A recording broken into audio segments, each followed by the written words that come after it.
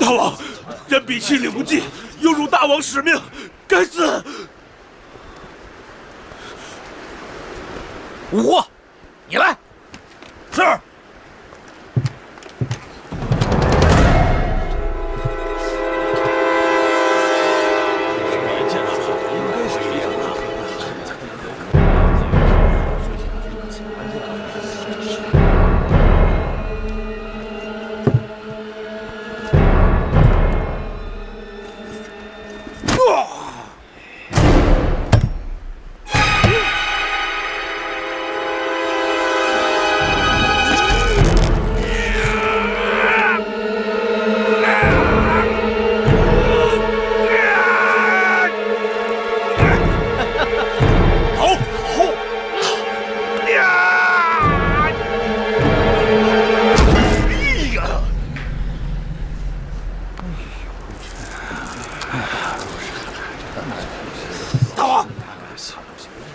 一定能，我就说不行。老门，你是大王。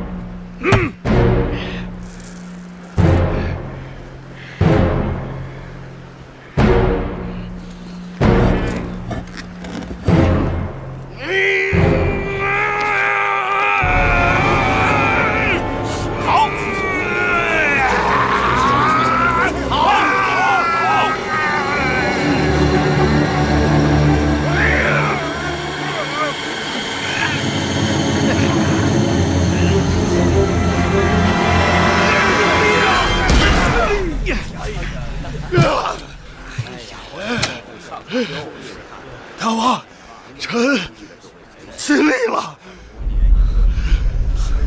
无能。秦侯，你输了。看来秦国的确无人能有举鼎之力。天子，您错怪他们了。据臣所知，秦国的这几位壮士皆身具奇力，平日里举个千钧重物也非勉强。只不过这九鼎非凡人所能冒犯，他们就算有这个力气，也是无计可施了。要你们有何用？不如寡人亲自来举。大王不可啊！秦侯，不必勉强。天命在周，九鼎无人能动。您迁怒于他们，已属本末倒置，更不必自己与自己赌气啊！大王！大王！千金之子，坐不垂堂。大王身系天下，不可以身相视啊！大王身系天下，秦侯，天理人事不可违背，见可而行，知难而退，善也。敢下！寡人既然已经来到洛阳，就不能虎头蛇尾。人比他们并非不能举起此鼎，而是心中胆怯。寡人乃王者之身，自有天命。寡人就不信，天命在这个獐头鼠目的家伙身上，而不在寡人身上。大王，人之以权，不必再言。大王不可啊！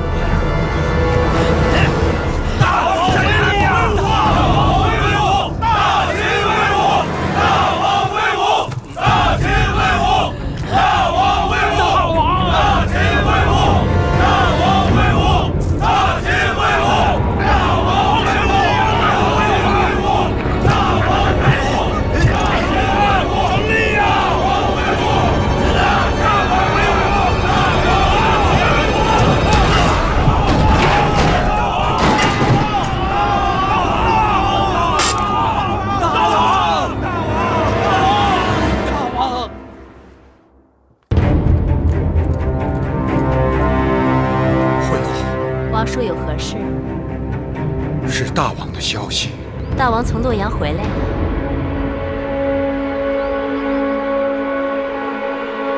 大王怎么了？大王在洛阳举鼎，身受重伤。大王没了。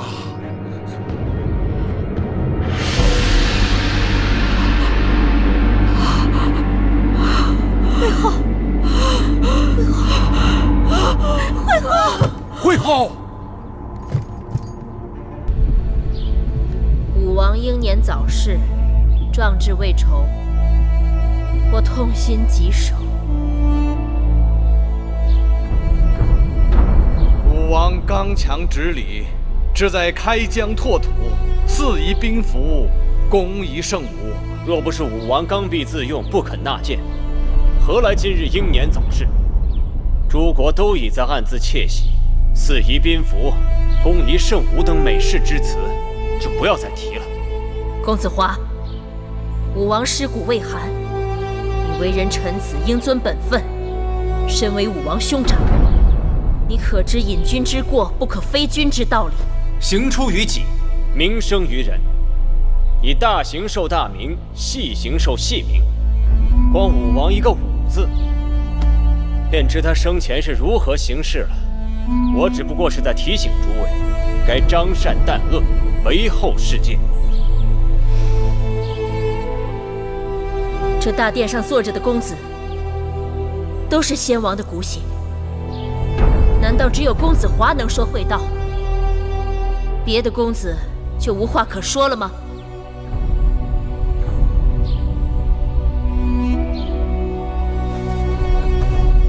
华哥哥，我说两句。华哥哥的见识未免偏颇了。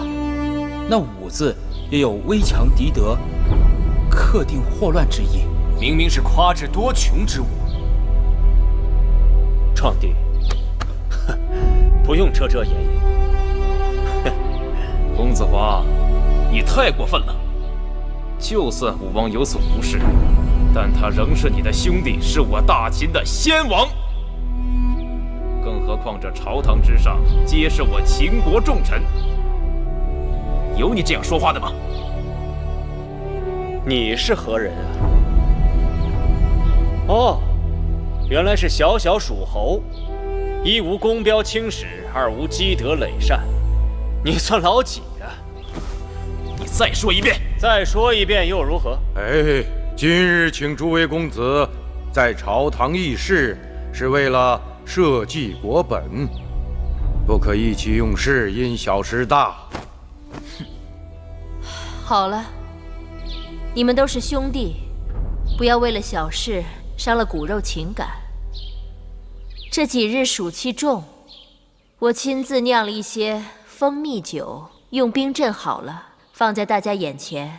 来，都尝尝吧。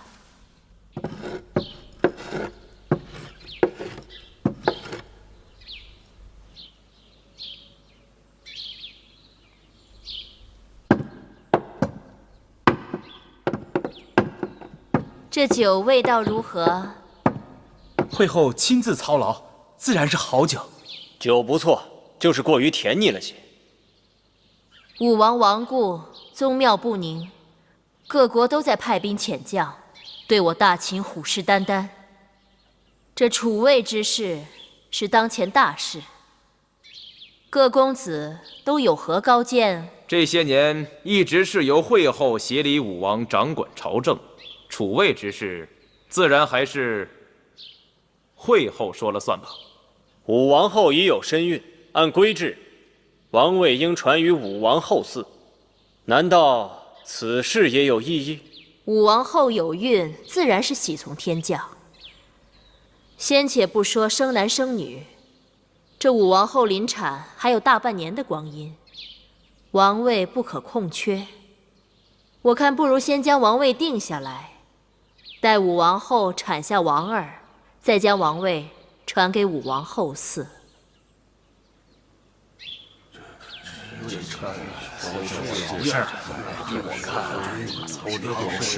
是还有出场计划的，这种事情。此事还需慢慢商议，不急在一时。来，去火气。你不提我还忘了，佳酿还需鲜果陪衬。我听说宫中果园里桃子都熟了，令人采摘了一些，怎么还不送来？怎么回事？难道桃子没有了？禀会后，桃子有是有，只是今年逢小年，园子里的桃子结得稀疏细小，端上来，只怕会败了众人的兴。世间万物皆由天赐，应当常存感恩之心，哪有那么挑剔？都端上来吧。是。上桃。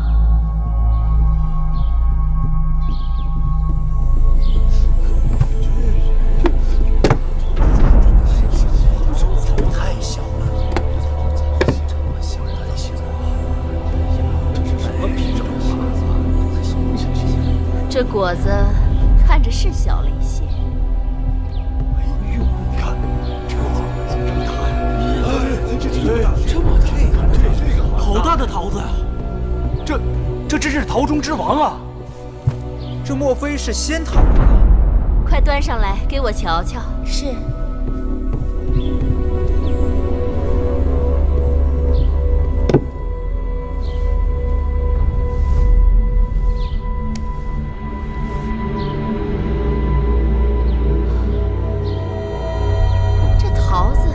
怎会如此不同？禀会后，这3只桃子在果园里的确生得古怪，就是遇上丰年，也难得见如此奇异的果实啊！天意，真是天意。天有异象，必是吉兆啊！楚离子，你说呢？这老夫一生见多识广。像这样出色的桃子，还是头一次见到。这既是吉兆，我就先尝一口。但愿它能够为我大秦带来些好彩头。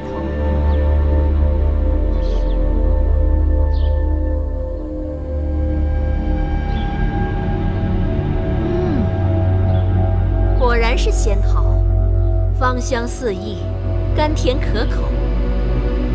我这新酿的蜂蜜酒与之比起来，简直寡淡无味。我这儿还有2个仙桃，可不能一人独享。这第2个桃，应该给这大殿中有功之臣。你们看，会后说的是啊，应该赏给有功之臣。是啊，依你看，应该赏给谁？此人无可争议啊，自然是处离子了。身为王叔，辅佐2代君王，功高盖世啊！甘相谬赞，微臣不敢当。王叔，实至名归。谢会后。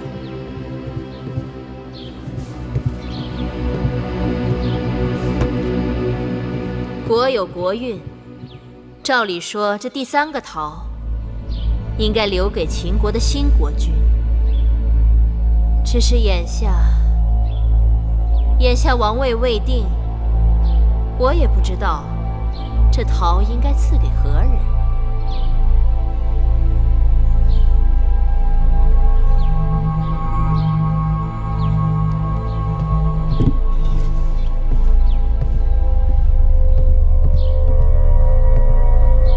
既然只有1个桃子，那不妨大家论功行赏。华哥哥说的有道理，可这大殿里的人谁也没有功劳啊！只论功劳，不论德行，这有违君子贤臣之道啊！在下蜀侯嬴辉，早年曾随武王和干相安邦定国，汗马功劳。封侯后悉心管理巴蜀，保境安民，百姓安居乐业。巴蜀兴，秦国兴，这个桃自然应该是归我。公子辉当众招得表功，可惜功劳却寥寥无几。征讨魏国，谁是监军啊？函谷关大战，你又在哪里？北扫义渠，西平巴蜀，东出函谷，南下商於，战战都有我营华的心血。这大殿上的诸位公子，哪一个敢说他在大秦的功勋册上能与我平起平坐？没错，大哥身为长子，战功赫赫。对，大哥为人公正，有勇有谋，我等愿为大哥马首是瞻。哎呀，你们知道个屁！当年父王为什么没有立营华为嗣？啊？就是因为他不遵秦法，在封地与旧族勾勾搭搭。营华他有功，哼，无德。你算有德？你在巴蜀横征暴敛，巧取豪夺，肆意搜刮民脂民膏，信口雌黄！你区一个横门军，敢在这里狂犬吠日！哎，二位公子的话也都各有道理。二位公子都是功勋卓著，在老夫看来，这个桃子还是二位公子分食了的好。甘夏，这桃子可以分食，王位不可以分呐！你这哪是在劝和呀？这个桃子我吃定了。休想！朝堂之上，岂能住手！荒唐！你们都住手！朝堂之上，刀怒剑，成何体统？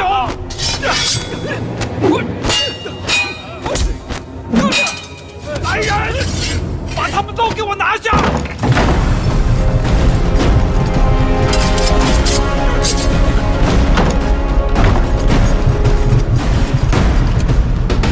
快走！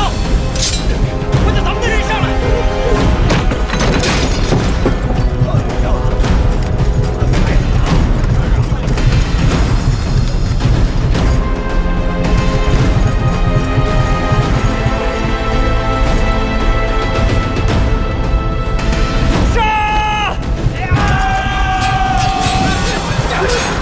别打了，都别打了！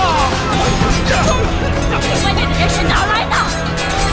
都是公子华的人呐！这明明东门外有禁区把守，他们是怎么进来的？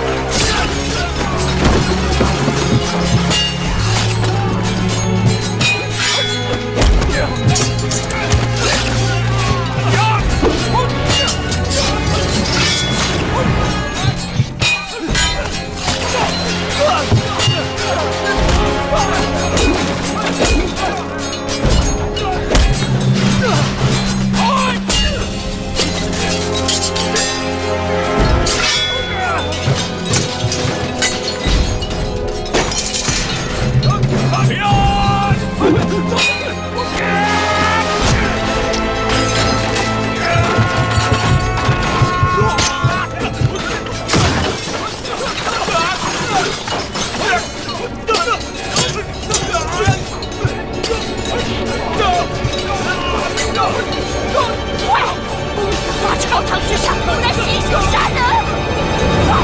快把他给我杀了！谁敢杀我？呀！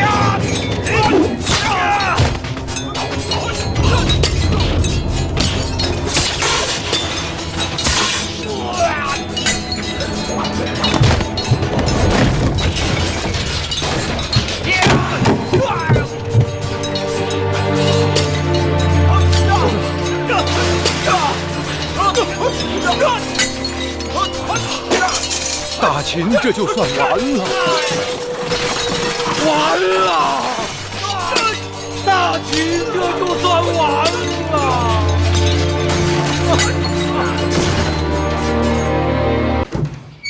夫人，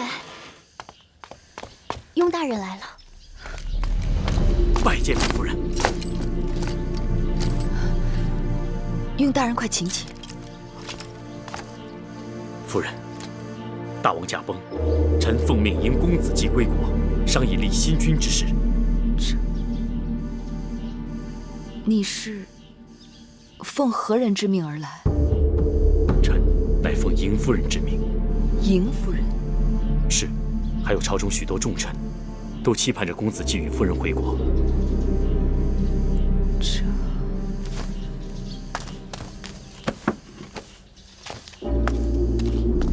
秦王嬴荡虽然已经嫁入，可先王留下10多位公子，就无人可立吗？据传，武王后位有了身孕，但因不知男女，秘书想推举胆小懦弱的公子壮为新君。朝堂上渐渐分歧，如今已乱成一团。诸公子为争位，无人甘拜下风。刚得到眼线急报，列国纷纷派出人马前往秦国边境，打算趁火打劫。我大秦眼看就要支离破碎。如此险象环生，无人主持朝政吗？坏就坏在主持朝政的秘书身上。我在路上听说，本来诸公子在朝堂之上也只是口舌之争，没想到秘书和甘茂定下毒计，以一只桃子作为诱饵，挑逗叔和公子辉与公子华争夺王位。于是，宣誓殿演变成诸公子的练武场。公子辉血溅五步，当场毙命。本来诸公子齐聚咸阳，就危机重重。这种关头，只宜安抚，岂可挑起杀机，自招祸患？大秦之乱，就始于秘书的私心。他只想弄个人在大王的位置上当摆设，由他来把持朝政。那公子华是公子当中实力最强的，为拉拢人心，他已在封地恢复旧制，旧族们对他拥戴得很，他岂肯任凭惠后摆布？眼下怎么样了？诸公子人人自危，一夜之间纷纷逃离咸阳，回到各自封地，拉拢朝臣，招兵买马，领郡县与各路王军对峙。而咸阳军中又分成拥公子壮和惠后派，及拥公子华和卫氏一派。更有甚者，怎么？巴蜀之地因蜀侯辉猝死，再起叛乱，而义渠那边所占的几10个城池也一起反了。这么说，秦国已经四分五裂，狼烟遍地。各国诸侯都认为秦国已经完了，他们不愿意再浪费自家的军力，所以将人马纷纷驻扎在函谷关外，坐山观虎斗，看着秦国自相残杀，盼着秦国实力自我耗尽，打算在最后一刻冲进去，瓜分秦国国土。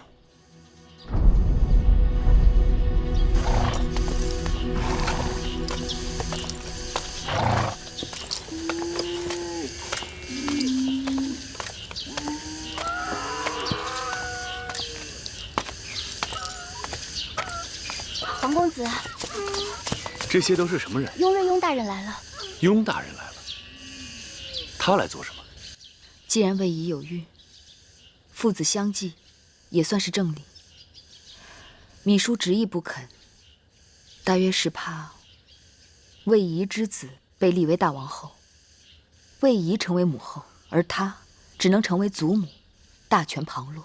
武王后身后有魏夫人支持，公子华又手握重兵，更加上魏国的干涉，芈姝的担心有其道理。芈姝的身后有楚国的势力，而诸公子的身后亦或多或少有诸国势力的身影。秦国的江山就要被他们分食一空了。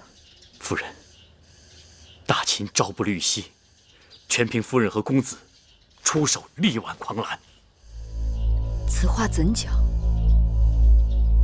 雍大人，你不远万里来找我们，岂不知我和继儿的身后却是什么都没有，空空如也。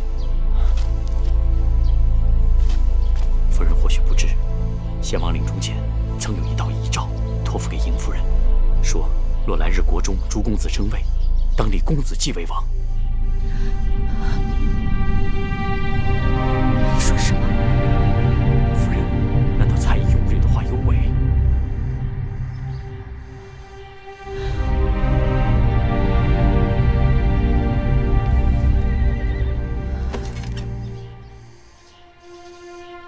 先王去世后，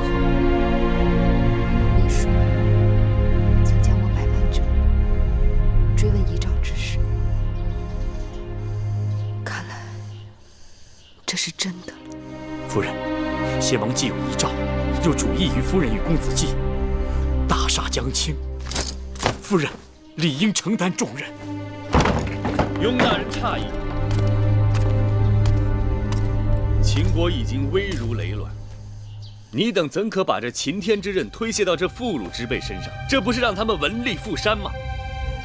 这实属万般无奈。雍大人，你可知道玉儿母子在燕国是九死一生啊？若是他们没有活到这个时候，那这道遗诏又让谁来接呢？若真是如此，那也是大秦的气数。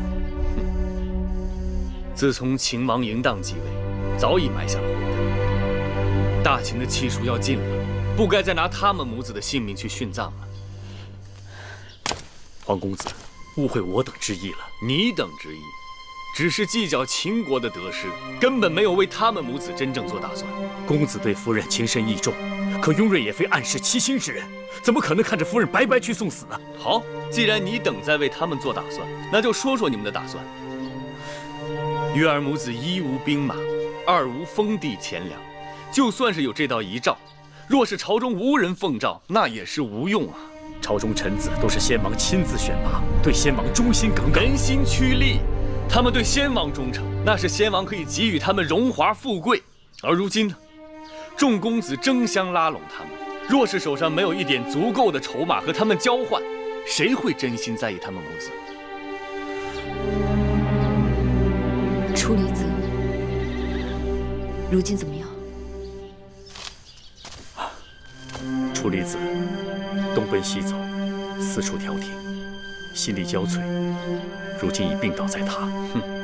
这就是楚离子一心一意追求的政局安稳，内乱不治，外患不平，却姑息武王和弄臣，排挤忠良，妄求平稳，如今也是自食其恶果了。我离开咸阳时，曾见过楚离子。他说什么？他知道我要来燕国，什么也没说，将通关符节给了我。恐怕这咸阳城上上下下，大秦的朝臣呢，真心真意能为月儿和继儿着想的，只剩你、魏冉和司马将军了吧？魏冉是司马错将军的心腹，这些年他们东伐西讨，征战无数，在军中颇有些威望。我雍氏虽不是大权在握，但也是大秦的世勋之臣，与其他家族有些往来。这是杯水车薪呐。还有，魏冉当年曾和赵国国君父子一同护送义后入燕，私交甚好。芈夫人与义后也是情谊深重，也许到时候燕国和赵国，秦人争位，不要指望借他国兵马相助，否则的话，纵得王位，却可能输了江山。雍大人，你能保证你带月儿母子回秦国是条活路吗？雍大人见谅，我已备好了马车，明日一早带月儿母子接到齐国回楚国。月儿母子身单力薄，难担柱石之计，委屈雍大人白跑一趟。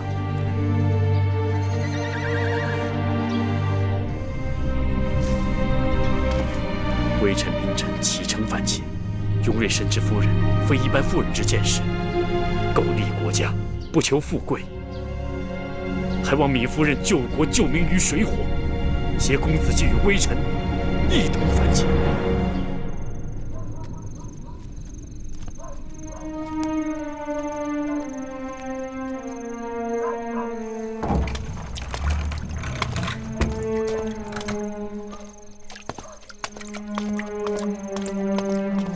我伺候夫人洗漱歇息吧，明日还要早早上路呢。是啊，我们该走哪条路？夫人心里没有主意吗？往东南是回楚国，往西是回秦国。夫人就只能走一条路。若是让你选，你会选哪条？香儿选东南回楚国。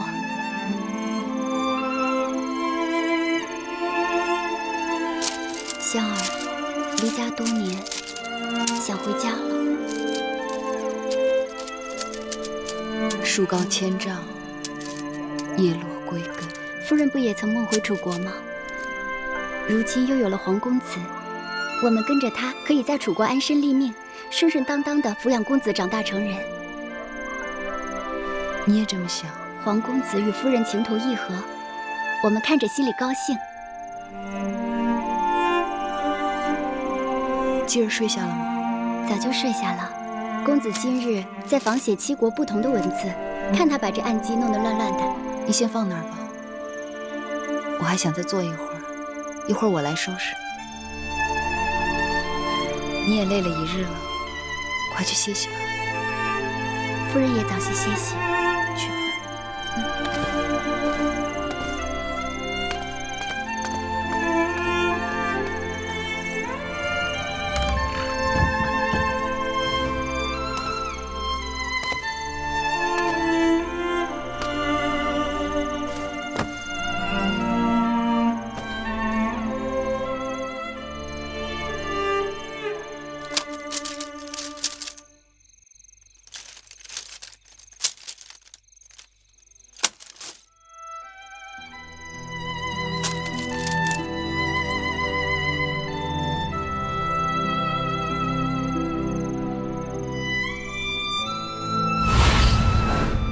光这个马字，7国就各有不同的写法。想要征服列国，征土地容易，征服人心，却因为文字、货币、度量衡的种种障碍难。只要统一了疆土，再想统一文字、统一度量衡，也不过是岁月光阴的事情。习俗一致了，人心自然顺服。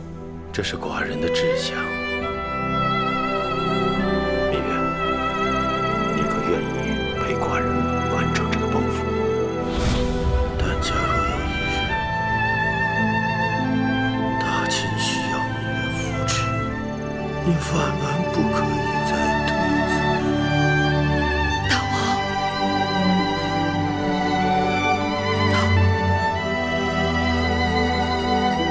女儿羞愧，女儿有负你的期望重托了。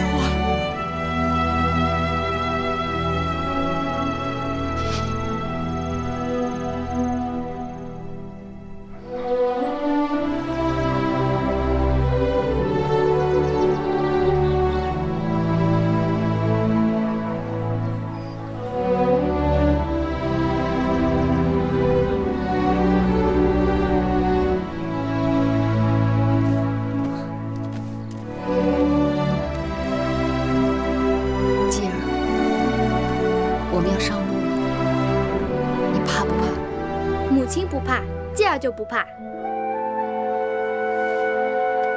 可万一母亲选错了路，你会不会怪母亲？不会，母亲选的路就是继儿选的路，母亲去哪，继儿就去哪。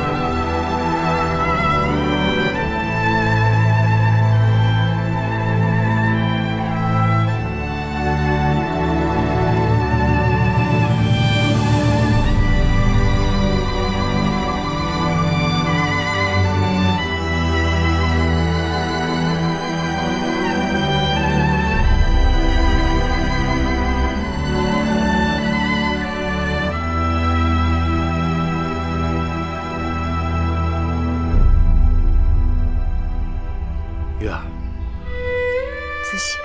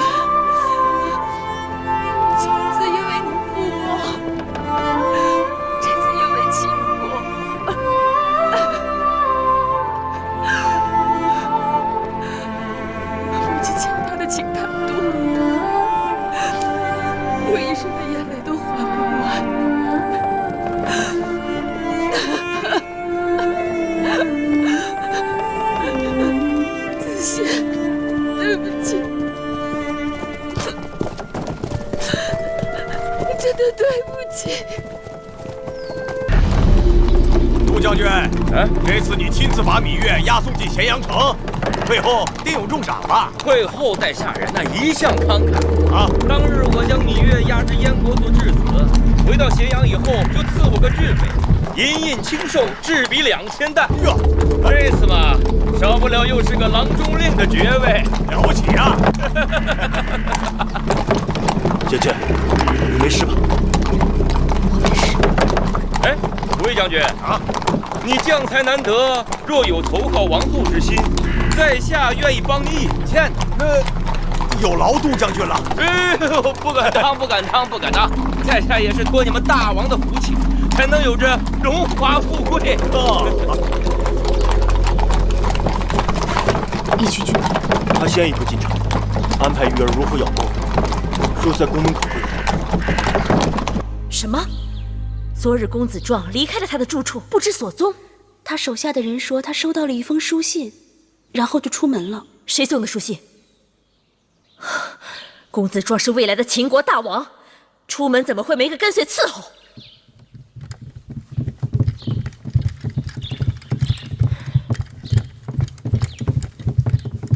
会后，甘相来了。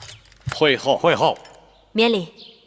甘相，我刚刚听说魏夫人和武王后已经答应与我们联手，并说他们有一份大礼要送我。甘相看此事，此事来得突兀。那武王后没有几日就要临产，他们一直想借婴儿一步登位，怎么骤然改变了主意？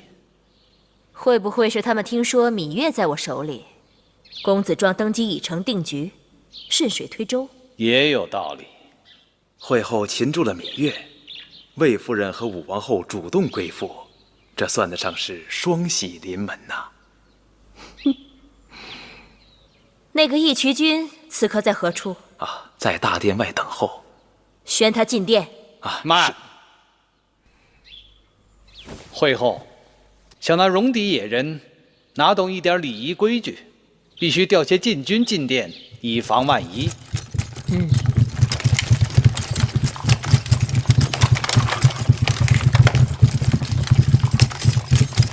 宣义渠军进殿觐见会后。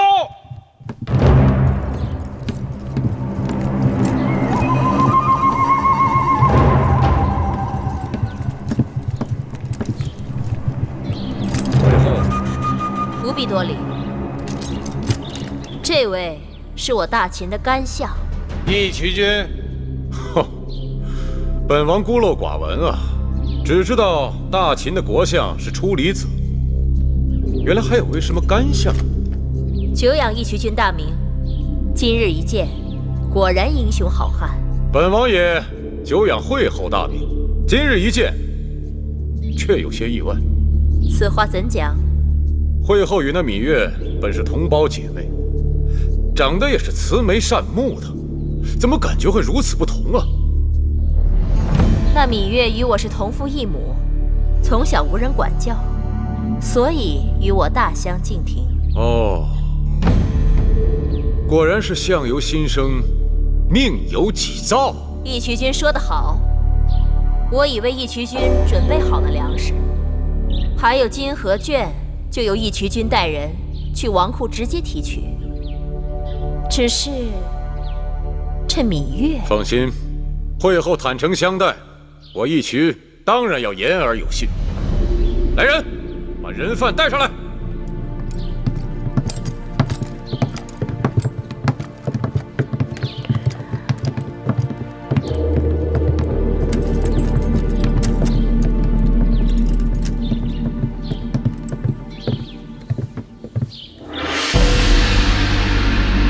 义渠君，这芈月乃我大秦朝廷重犯，却身无镣铐束缚。你们义渠人对待人犯，是不是太过优渥了？那要看他身价如何。如今的芈月，那可是价值连城啊！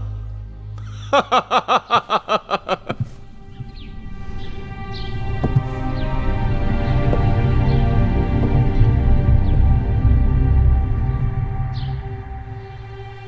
芈月妹妹，多日不见，别来无恙。多谢会后惦记。你终于回来了，这一日我苦等良久。我也曾揣测过再次与你见面的场面，没想到会是眼下这般情景。让姐姐好好看看。自打6岁，在父王的大殿与你相识，转眼快30年了。物是人非啊！你说的对，我有今日，无论好坏，都拜你所赐。怪只怪老天，让你我相生相克。既然姐妹一场，此时你若心生悔意，跪倒在我脚下向我告罪，我虽饶不了你的性命，但可以给你一个体面的死法。你就算杀了我，你仍然掌控不了大秦的天下。你别拿先王的遗诏吓人。我已调查许久，若真有那遗诏，早就出头露面，有迹可循。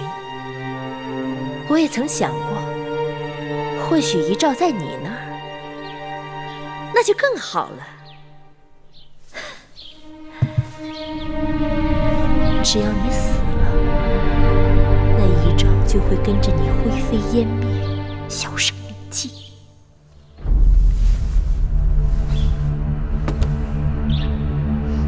你的如意算盘打得太好了。咸阳城在我手上，所有的王军和禁军也受我治下。魏夫人和武王后也将归顺于我。只要公子壮顺利登基，其他的人只能顺应大势。你不要以为你那个弟弟魏冉会来救你。我即刻下令发兵围剿，过不了多久，他们就会去黄泉路上与你作伴。你做不到。能否做到？反正你是看不到的。芈姝，可怜你愚钝如此，你本非歹毒之人，却为了点滴私欲弃明投暗，偏偏一条路越走越黑。你害了你的孩儿嬴荡，更害了大秦。先王若是地下有知，如何饶得了你？好个芈月，不见棺材不落泪。珍珠，张嘴。是。你干什么？放肆！义渠君，会后你不要忘了，芈月眼下还是我的人。你想要的我全都给了你。这芈月是我大秦的囚犯，带着你的人，全都给我滚出宣誓殿！大秦乃礼仪之邦，会后是你请我来的，就不该轻易下逐客令吗？啊！你还想做什么？把这些义渠野人给我撵出殿去！不这是逼着老子翻脸了是吧？在下早就想领教义渠君的身手了，请来。会后，会后。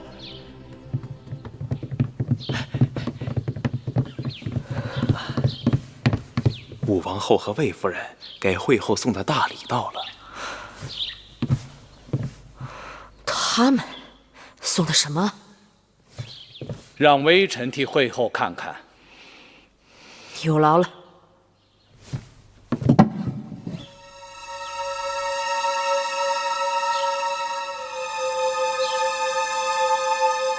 衣物？谁的衣物？这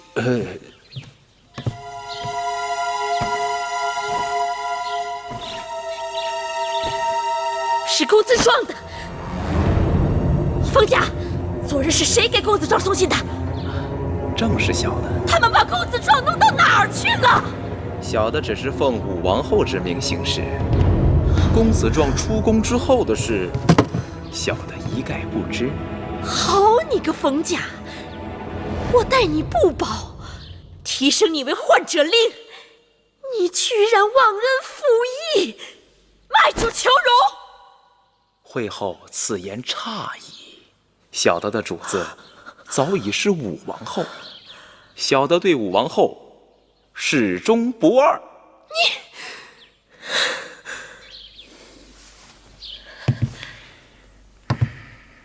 大监冯甲，恭迎武王后魏夫人进殿。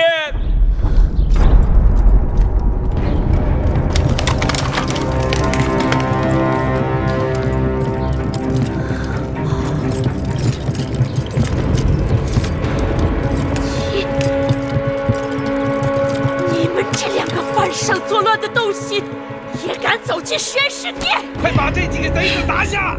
谁敢动？武王后怀的可是大秦的储君，有2个脑袋的，过来试试。义渠君，会后答应给你的东西，我们一样不少都给你，再加万金。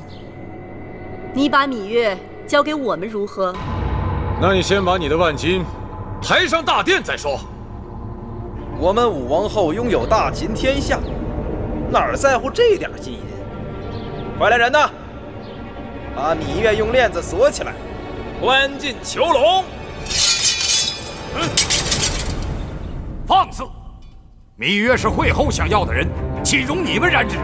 抢人呐！你不看看老子的剑，答不答应？至于会后，武王后马上就要生下武王的子嗣，你也该交权了。只要我还活着，你想都不要想。会后没法子，会后再过几日，这宣誓殿就有新王了。哎呦！我殿下，魏夫人，还等什么？即刻叫人抓起这些妖言惑众、企图篡位之徒！甘相，识时务者为俊杰。新王即将登基，武王后对每一位老臣都寄予厚望。你们把会后请回交皇殿，这宣誓殿也让他坐得太久了。会后乃先王遗孀，你们休得无礼！谁敢再往前一步，格杀勿论！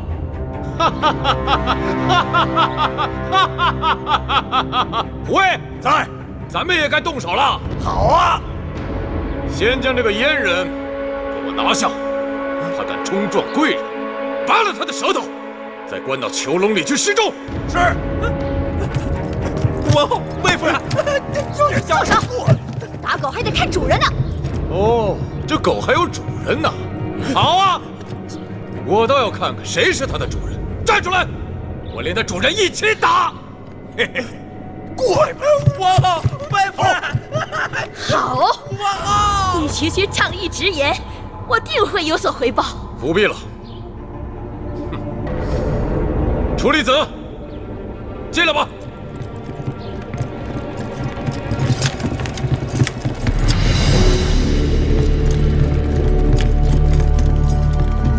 楚离子，司马将军，你们怎么来了？臣奉先惠文王遗诏，迎新君继位。哪来的遗诏？哪来的遗诏？武王后身怀大秦未来的储君，就算是先惠文王有什么遗诏，你们也应该跟武王后知会一声。魏夫人不说我还忘了，武王后身子沉重，十分辛苦。只可惜，储君在哪里？难道你们还要继续耍这骗人的把戏吗？你说什么？我说什么？我说什么？你们应当心里明白。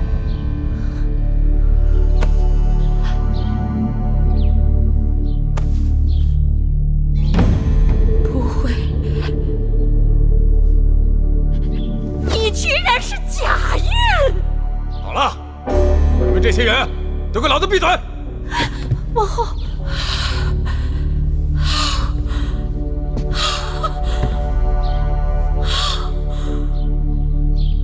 糜夫人，请吧。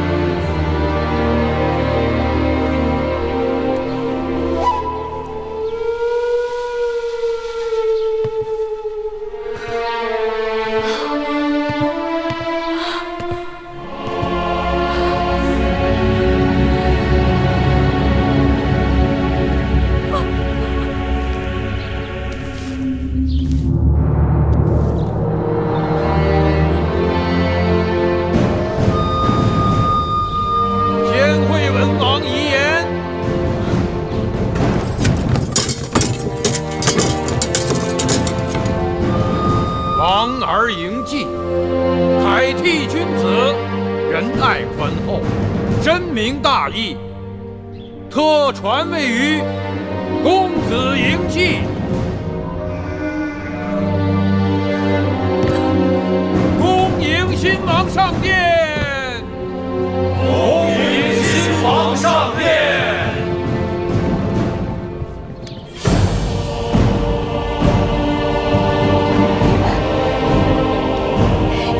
背着我捣鬼！你们疯了啊！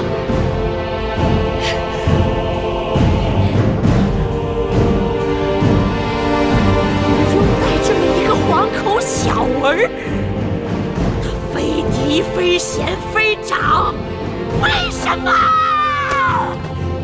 奏魏后，武王后、魏夫人回宫。是。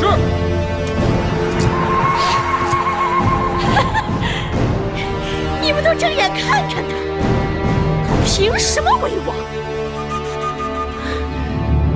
我是帝后，非我认可，没有人有资格登基做大秦的君王。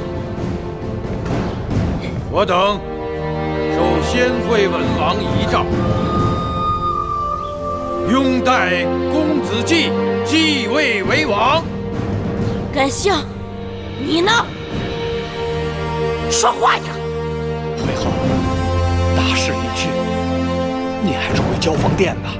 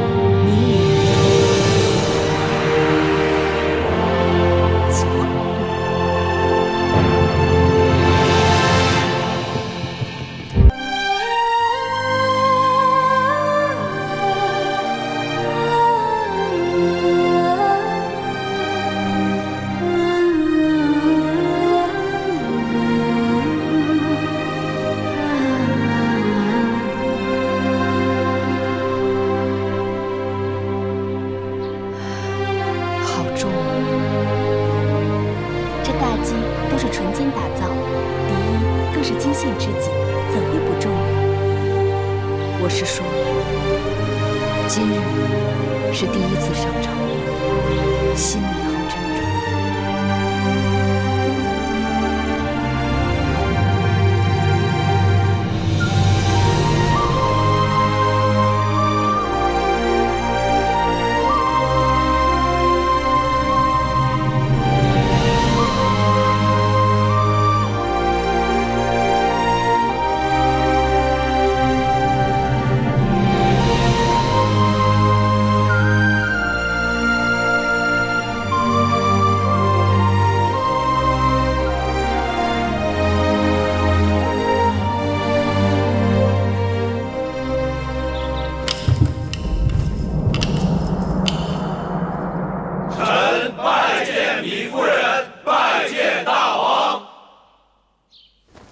诸卿免礼。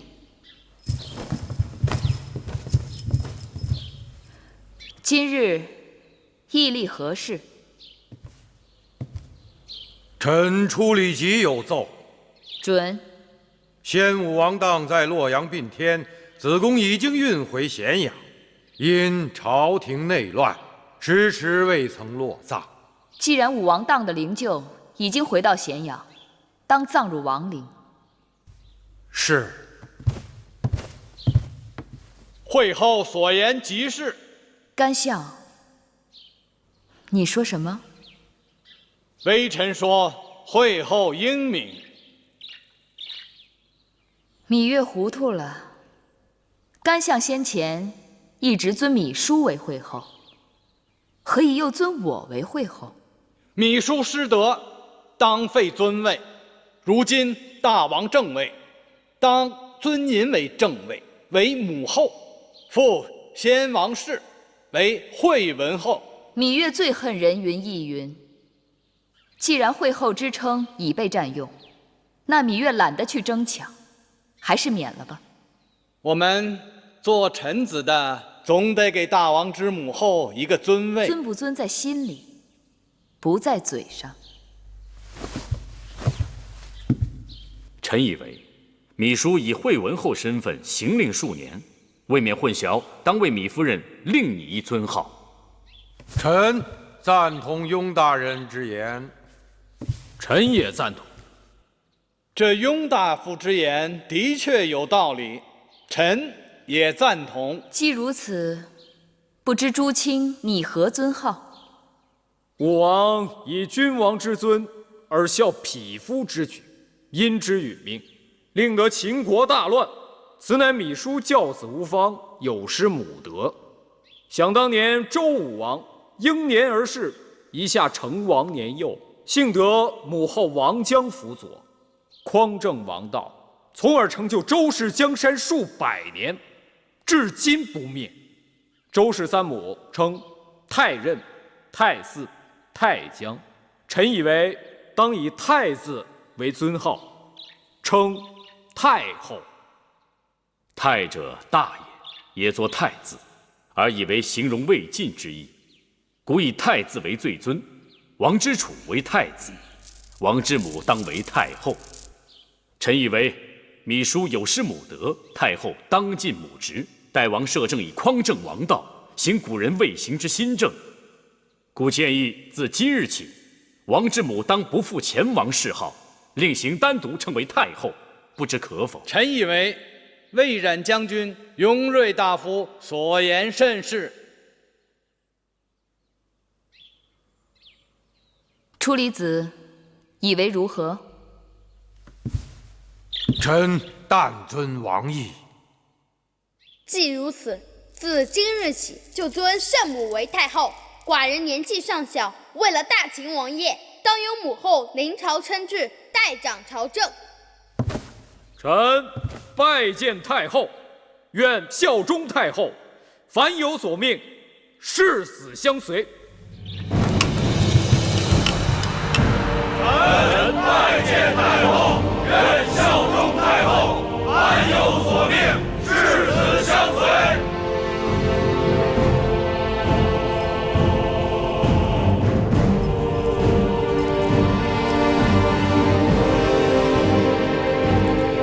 芈月愿与众卿携手，兴我大秦王业。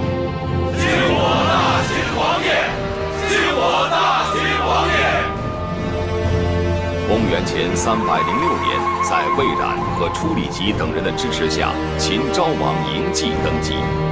因其年幼，其母芈月听政。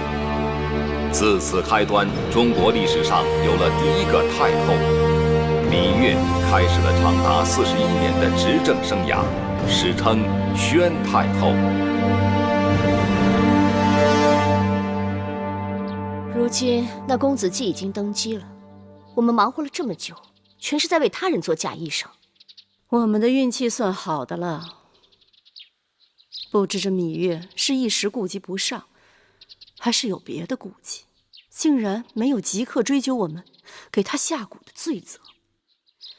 按理说，芈月和我们结怨极深，就算不即刻拿走我们的人头，也应该把我们打到掖庭冷宫去。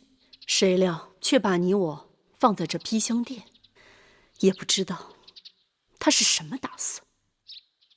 他那是欲投鼠而忌器，不得已而为之，这是为了收服人心。只要华哥哥和诸公子们继续拥兵自重，我想芈月就不会即刻动咱们。看来我们的指望都在华儿身上了。夫人，武王后，她来了。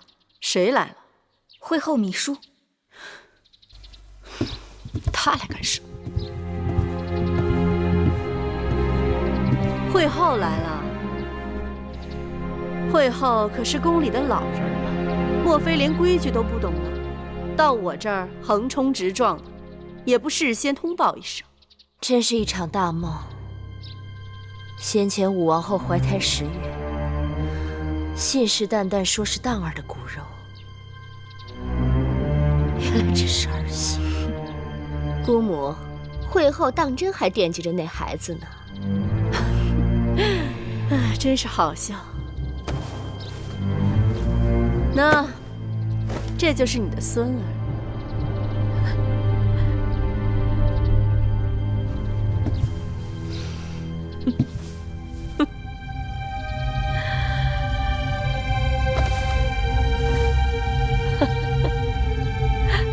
魏婴，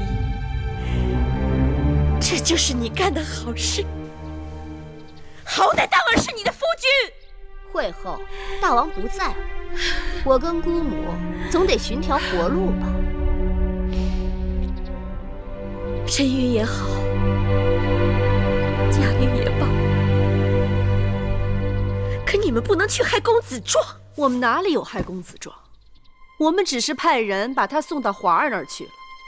若不是你一心想独揽大权，硬要立公子壮为大王，还使尽手段想除掉我华儿，我们也不会出此下策。哼，你们自以为得计，到头来帮了谁？公子华吗？如今登基的是芈月的孩儿公子季，愚不可及。众臣们拥戴公子季登基，那也只是权宜之计。朝政未稳，人心未定，谁能保证就没有翻盘的机会？咸阳城外与朝堂对峙的10几个公子当中，最出色的就是我华儿。过些时日，这咸阳城还不知道是谁的天下。你只有一个公子华，而其他公子呢？别忘了，我才是先王后。先王所有的孩儿都是我的孩儿，宫中哪个公子要登基，那都得我首肯。更何况，这宫外边还有10几个想争夺王位的公子，我说立谁为王，谁就是王。嫡庶有别，即便你养育公子华30多年，也抵不过母后2字。你再托大，也托不过先王。公子季，他可是有先王遗诏的。大不过先王这话不假，可你怎知道那遗诏不是伪造的？芈月伪造遗诏，罪不可赦。从今以后，国之要政，就要拜托初离子和雍大人你等重臣了。微臣不敢。朕坐于宣室殿，如坐针毡，纵目望去，大秦内忧外患，国势崩溃。如今是强敌环伺，百废待兴，而新王弱小，势单力孤。你们看，该做何打算才好？武王当在位时，关闭四方馆，只用匹夫莽汉，弃用贤良之才。诸公子之乱，又让上君当年所立秦法名存实亡。军队分成无数派系，国家连年外征内战，人丁减少，田园荒废。最大的症结是，有魏、楚、赵、韩、燕等国军队驻在函谷关外，只等瓜分秦国。依微臣看，这诸公子之乱是当务之急。当初诸公子为争王位而相互残杀，如今新王继位，应设法说服他们，以江山社稷为重，臣服新王。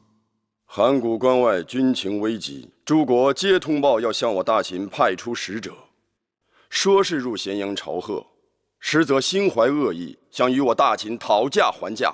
据可靠消息，前不久魏、楚、韩3国就偷偷派人前往雍城，与公子华密谈。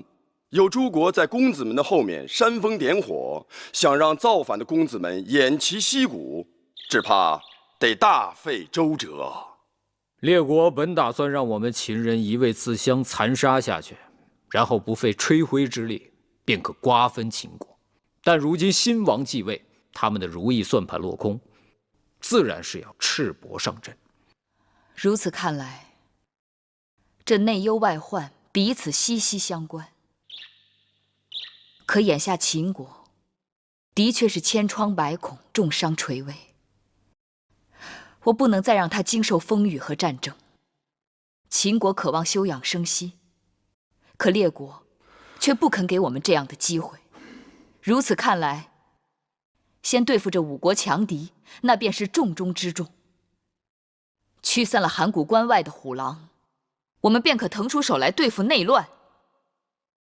而诸公子身后没有了列国的唆使，这闹事的心性也就会小了许多。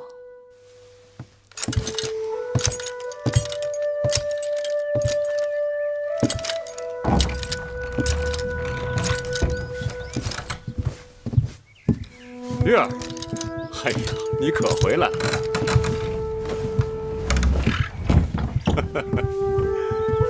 哎，你这模样，好似已经几年都没见到我了。是啊，你在这宣室殿一待就是1日，我都来了好几趟了，也不见你的影子。宫中事务繁杂，百废待兴，我也是身不由己。哎呦，累了，来来来，坐下说。你们这些秦人呐，无趣的很。有什么事情处理不了？啊？放在我们草原呐，谈得妥就一起喝酒，谈不妥上马开战。有什么事情处理不了？哼！万事都这样简单利落就好了。好累。今日那些伺候米叔的内侍禀报说，米叔突然兴起，跑去披香殿了。他大概还惦记着武王后的假肚子，给他争王位呢。要是知道了真相，他大概把武王后和魏夫人都恨苦了。这做梦做醒了，总会有点心痛。你们先前这个秦王啊，也算个好汉，但眼光不行，养了那么些个恶婆娘。有几个女子做女儿家的时候，不是冰清玉洁的，可到了这后宫，就菊化为止。这里看起来花团锦簇，却是最荼毒人心的地方。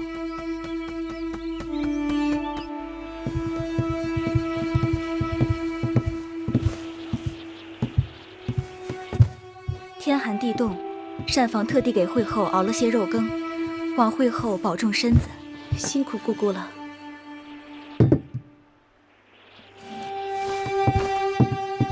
奴婢告退。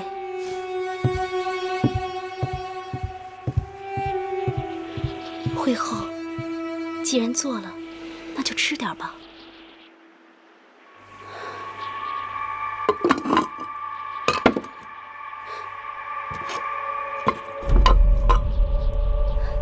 惠后，你看，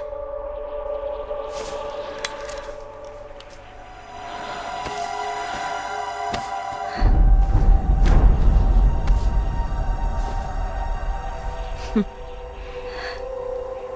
我以为甘茂弃我而去，看来他还是识时务的。依婢子看，甘茂这人是脚踏两条船，楚离子等人在背后捣鬼。他从未事先对惠后提醒，公子季登基那日，他又临时倒戈，什么东西？臣子们的忠心是要有代价的。当日甘茂以为大势已去，一心想着攀新主子的高枝，只可惜他在芈月那儿是热脸贴人家的冷屁股。回头想来，还是我这条船更为稳妥。如今有了出宫符节，魏延又写了亲笔信给公子华，杜瑾也联系上了公子华，我们可以离开咸阳了。月儿，怎么了？秘书那个恶婆娘，她跑了。秘书跑了？据说这2日她一直闹头疼，把身边伺候她的人全都赶走了。今日侍女给她送晚膳的时候，发现那居室里已经空无一人，她的贴身侍女珍重也跟着一同不见了。是我疏忽了。秘书在后宫经营这么多年，有不少人得过她的好处，不仅是甘心被她驱使，还有期望她曾应许的荣华富贵。她这一跑，只怕在外面又要兴风作浪了。月儿放心，我这就去把那个恶婆娘给你抓回来。晚了，都已经过去几个时辰了，不知道她去了什么地方。更何况，眼下咸阳城中兵力空虚，我已派魏冉去了函谷关，接替原来的守将。剩下的禁军里头，很难知道有多少是真正的自己人。月儿，既然如此，就由我们一群人与秦军共同把守攻进，保你安枕无忧。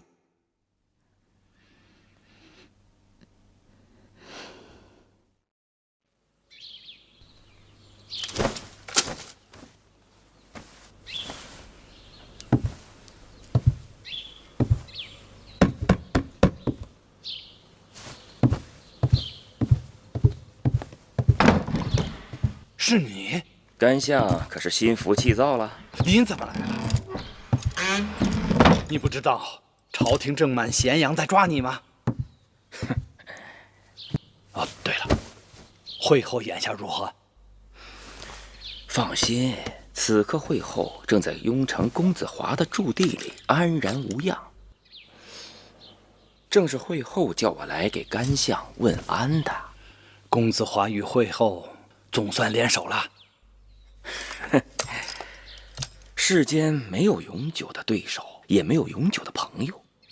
公子华需要惠后这个母后助他走上宣示殿的王位，惠后要靠公子华的实力打回咸阳，彼此各有所需。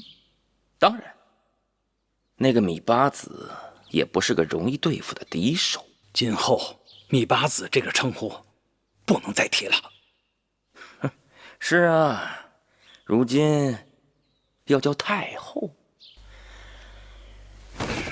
太后，这个前所未有的称呼，叫得长吗？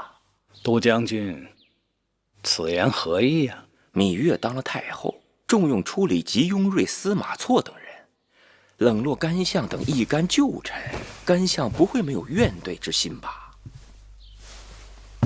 惠后和公子华视干相为肱骨栋梁之臣，此刻惠后和公子华正在雍城等着干相呢。我留在这儿，有留在这儿的好处，眼下还不是走的时候啊。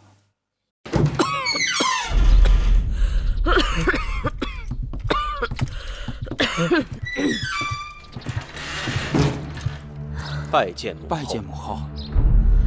免礼，坐吧。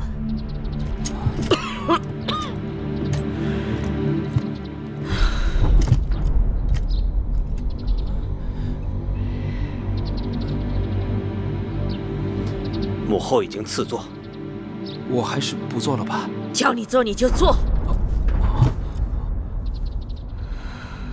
眼下，我们与咸阳那边的战事陷入了僵局。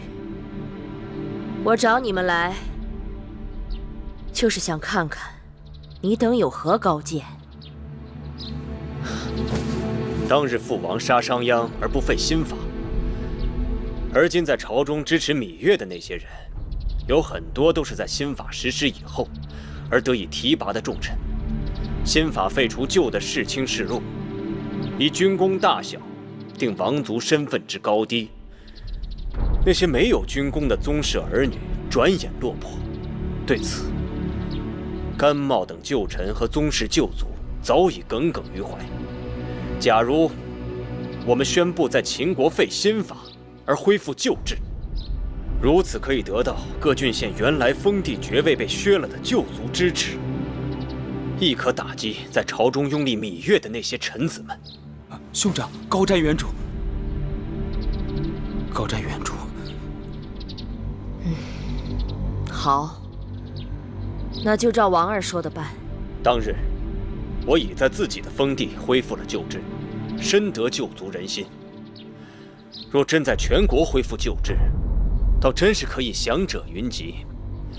但这全面恢复旧制，重新分封，是要朝廷颁旨的。我是先王正妻，众公子嫡母。眼下，我们的朝廷就设在这旧势力最强，曾是秦国几百年救国都的雍城行宫。储君就是你公子华。所谓天时地利人和，我们颁旨，名正言顺。芈月等人伪造遗诏，当天下诛。只要旧族当中愿意跟我们走的，立即宣召下去，恢复他们旧日爵禄，世袭代代相传。如此一来，只怕秦国真的要乱一阵子了。乱了好啊，乱了天下，芈月母子就能早日父慈。等我重回咸阳宫，我定以嫡母之位封你为秦王。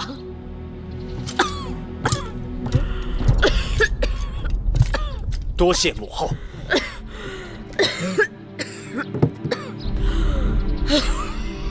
下去吧。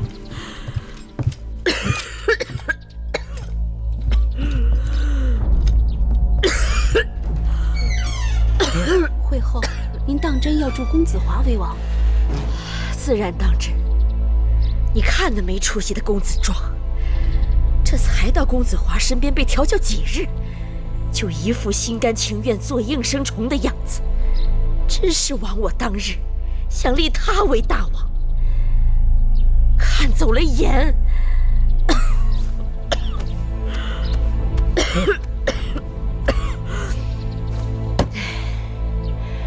不过，我不光答应了公子华为王，也应允了子雍、子轩、子峰等人。到头来，还得看他们个人的本事。此刻看来，公子华是实心实意愿被会后所驱使。他是想一呼百应，一夜杀进咸阳城呢。不过他的心思，倒也合我的心思。可公子华跳得这么凶，芈月会不会泄愤，按捺不住杀了魏夫人？杀了有何不好？那芈月一直摁住不肯杀魏延，是因为他投鼠忌器。那魏延与魏仪与我深仇夙怨，魏延肯写信给公子华，让他与我联手，还不是想借我之手扶公子华上位？可公子华要一上位，那魏延等人还会对我感恩戴德吗？芈姝逃到雍城，与嬴华联手昭告天下，另立朝廷废除新法，给失了权势的宗室旧族们恢复爵禄，并散布谣言说遗诏有违。这么一来，可有些人要蠢蠢欲动了。苍蝇驱邪，必会有人助纣为虐。但天下有识之士，不会情愿跟他们走的。造反的公子都是先王之后，芈姝又是先王的嫡妻，他们抱团，的确是大秦的心腹之患。公子们造反，并非都是情愿。公子华与他们结盟，也并非都是牢不可破。当日武王当猝死，王位空悬，芈姝弄权，有的公子觉得不公，奋起造反。如今王位已定，朝廷不妨给他们指一条更好的路。我已经书信给过去的旧友，请他们进宫做客。照理讲，有一个人今日就该到咸阳了。太后，您看谁来了？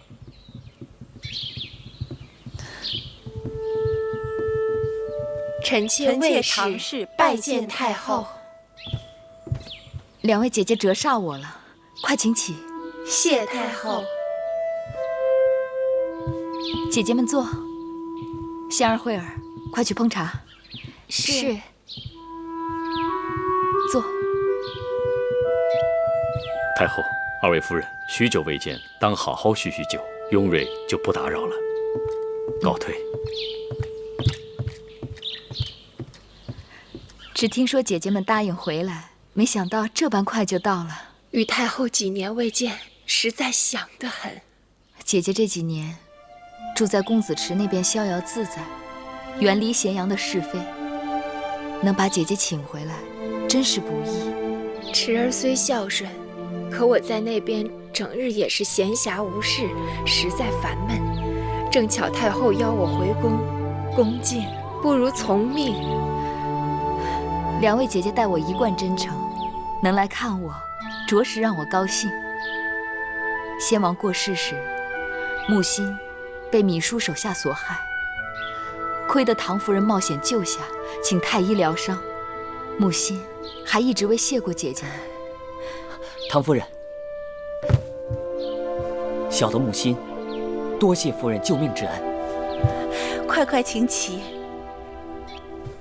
太后，妾身惶恐，妾身也只是看木心是个忠仆，不忍他被奸人所害。好在木心命大，若不如此，神仙也救活不了他。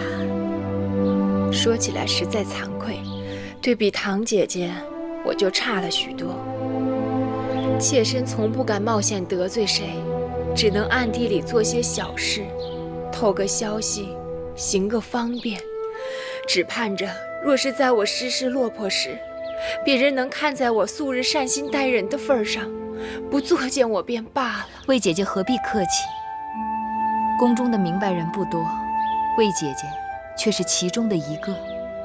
为人善谋，我将来倚重魏姐姐的地方还有很多呢。当年米树设计，用几个桃子挑拨诸公子，逼迫他们反出咸阳。如今大局已定，该是诸公子们霸占西滨的时候了。不知对此，魏姐姐有何看法？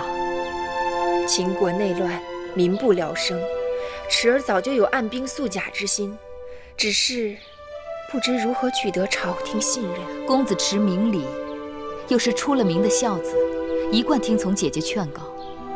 若愿意率兵归附朝廷，那大王将特意表彰，以此鬼物犯事，说不定可借此逐渐平息诸公子之乱。谢太后如此瞧得起我，妾身不日即刻返回池儿封地，将太后之意转告池儿，定不负太后之托。魏姐姐，你真是帮了芈月的大忙。另外，唐姐姐，你在宫中的人缘最好，与公子雍的母亲又是表姐妹，不知是否愿意出面劝说公子雍母子归降？既然太后信任，臣妾愿意一试。那就拜托唐姐姐了。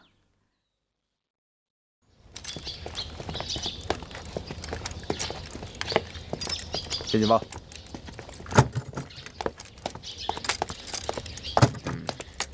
先进报。哎，等一下。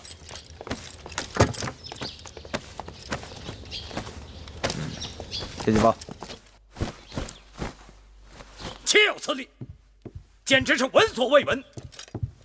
我大秦宫禁，怎么可以让那些敌戎之人来把守？我大秦臣子又怎么可以让一群人随意搜身？太过分了！我们手头的兵马都调去平乱了，眼下这宫禁守卫之事，实在是捉襟见肘啊！这蒙将军啊，说的甚是。再怎么说啊，也不能让胡人在宫里胡作非为。这一眼望去啊，简直成了狄戎人天下了。甘相此话不妥。义渠在先惠文王之时，就是我大秦的一部分了。此刻你张口胡人，闭口狄戎，岂不是要把他们赶出去？紧急军情！紧急军情！紧急军情！紧急军情！禀太后，公子华就和公子轩、公子峰和公子少官等8位公子，以奉惠后之命为由，欲进逼咸阳，讨伐大王和太后。函谷关外的各国兵马也与众公子遥降呼应，蠢蠢欲动。有魏冉在，我不用担心函谷关。谋反公子的兵马离咸阳还有多远？公子峰的兵马进展最快，离咸阳大约还有5日的路程。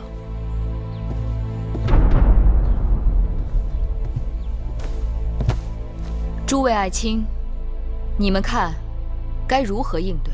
照理讲，兵来将挡，水来土掩，但眼下咸阳空虚，实在兵力缺乏。是啊，对方人多势众，来势汹汹，我秦军缺兵少粮。哎呀，这猛虎它也挡不住群狼啊！臣以为，既然是群狼来犯，就该先击退领头狼。公子轩在众公子当中，那是出了名的狂妄自大，需要好好教训他一番。虽说眼下咸阳空虚，但不该忘了，我们还有一支精兵猛将尚未动用。义渠勇士一贯是骁勇善战，忠诚于大王和太后，不如请他们上阵，痛击来敌。义渠勇士曾为国本归正立过大功，近日又协助守卫宫禁，备尝辛苦。俗话说，养兵千日，用兵一时。义渠勇士的长处在于沙场征战，把守宫禁的确可惜。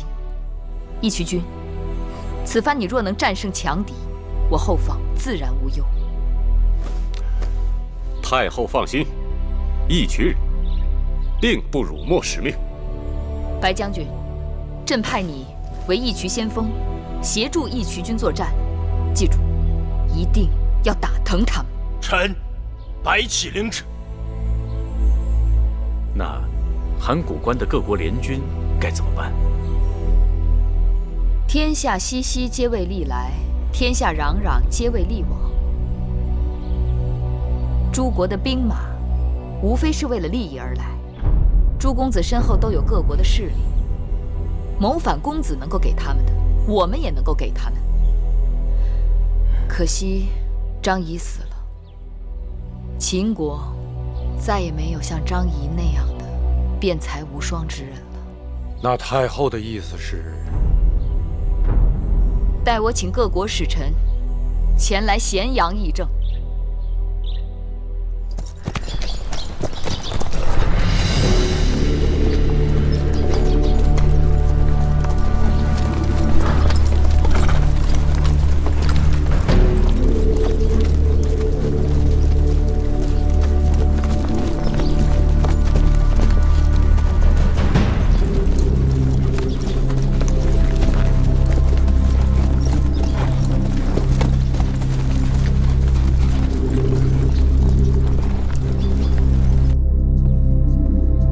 拜见太后。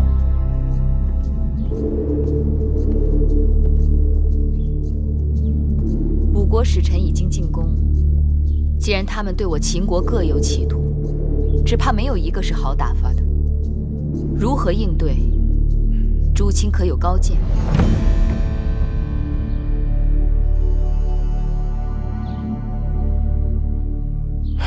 诸国邦交错综复杂，只能酌情处理，择善而从。那哪位爱卿愿意不辞辛劳，担此重任？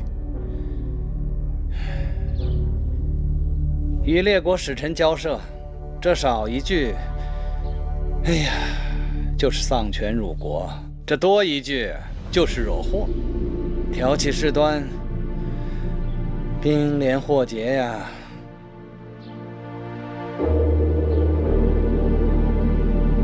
既然如此，那就由朕亲自出马了。楚离子，臣在。召使臣进殿。敢问太后，先召哪国使臣呢？自然是先易后难了。先召燕国使臣苏秦吧。太后有旨，请燕国使臣。各位，苏某先行一步了。请苏先生请，苏先生请。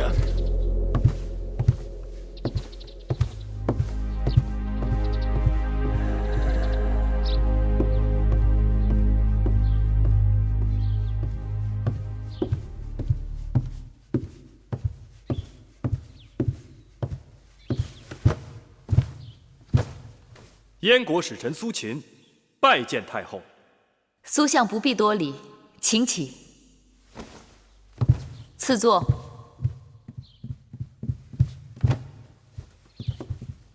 苏相，请上座。谢太后。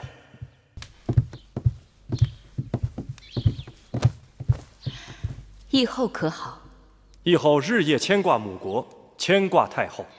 燕国与秦国手足之交，何况当日在燕国，议后和苏子对芈月母子有救命之恩。太后言重了。苏秦乃是凭着良知做事，议后对太后还有秦王，更是出于骨肉之情啊。望苏相转告议后，芈月知恩图报。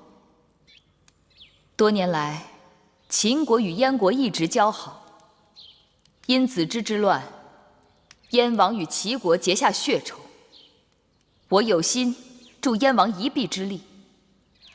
待大秦局面稳定，朕打算派人出使，说服诸侯协助燕国讨伐恶秦。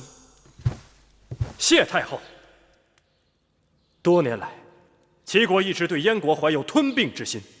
只要燕秦首先结盟，并与诸国结盟立约，共同讨伐齐国，定能一举而全功啊！苏相说的极是。只要我芈月在大秦一日，就绝不会食言。多谢太后。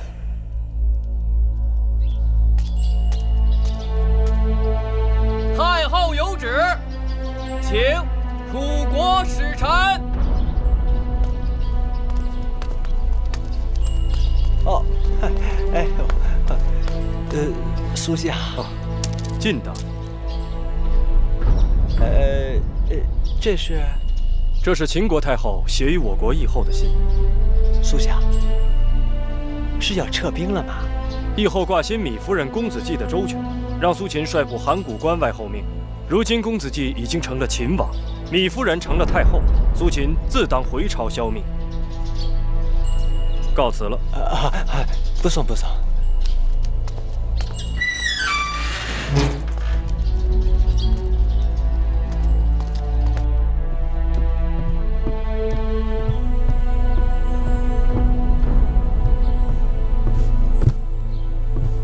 外臣晋上，拜见太后。晋大夫何须多礼，赐座。晋大夫，请上座。谢太后。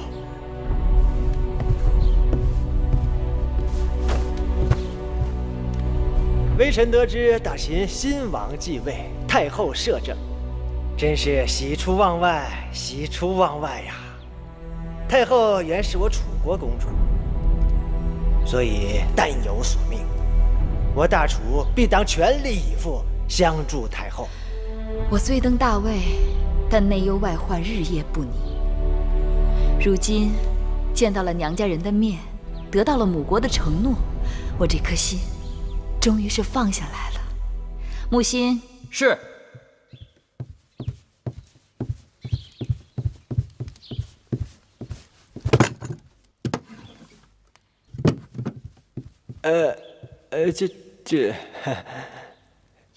晋上无功，不敢受禄。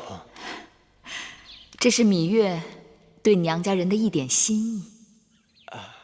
那谢太后赏赐，十分惶恐，十分惶恐。别客气，我这里还有给王兄和郑秀夫人的礼物，要请晋大夫转交。太后亲情深厚，微臣十分感动。大王派微臣来出使秦国，但是秦楚是至亲，望日后两国依旧能够唇齿相依。说到唇齿相依，我倒是有一个想法，不知晋大夫以为如何？太后请讲。我是楚国之女，虽到秦国多年，但一直心念母国。眼下幸蒙先王遗诏，少司命必有，方使我幼儿登上王位，我也不得不为了他强撑局面。但晋大夫知晓，我本庶女出身，不懂得国政庶务，而秦国的文武大臣都各有各的算盘，身边无一人相助。若是能有几个来自母国的贴心人，在朝中为我出谋划策的话，太后放心，晋上回朝必请大王多派楚国宗族入秦，辅佐太后。那太好了。不知太后可有中意的人选？我一个后宫妇人，能知道什么人选？我在楚国见过最能干的人，莫过于晋大夫你了。不如就你留下来，作为我秦国的上大夫，如何？晋上才识浅薄，不堪重任。才识倒也不重要，忠心却是第一位的。我要的是绝对靠得住的娘家人。让我想想。哎，大王的幼弟米荣在楚国无所事事，不如就让他过来帮我。闵荣？对，闵荣将军那是文韬武略，由他来辅佐太后，那真是再好不过了。晋大夫果然是能臣，须臾间便帮我解了难题，芈月理当给予重报。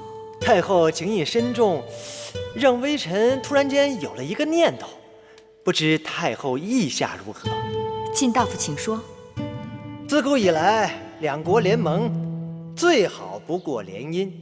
我楚王现有一个幼女，是赵美人所生，长得那是闭月羞花，正好与秦王相配为夫妻。甚好。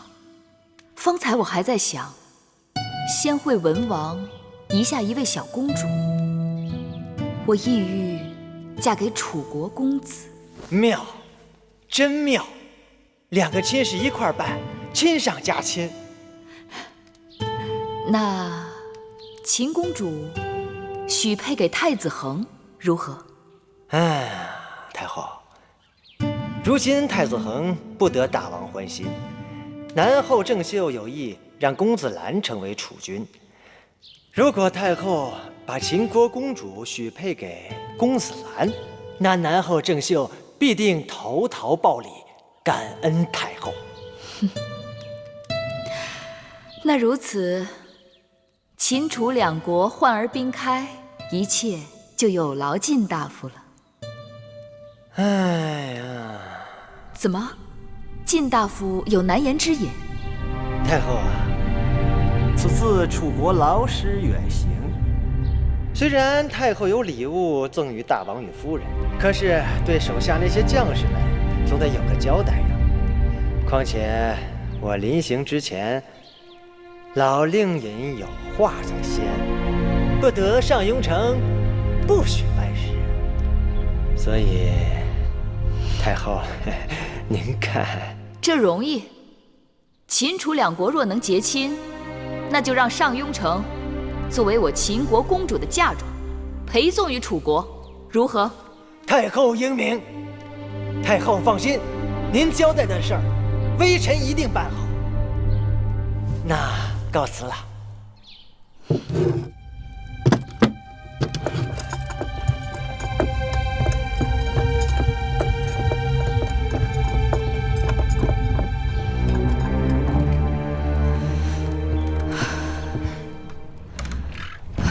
下一个是谁？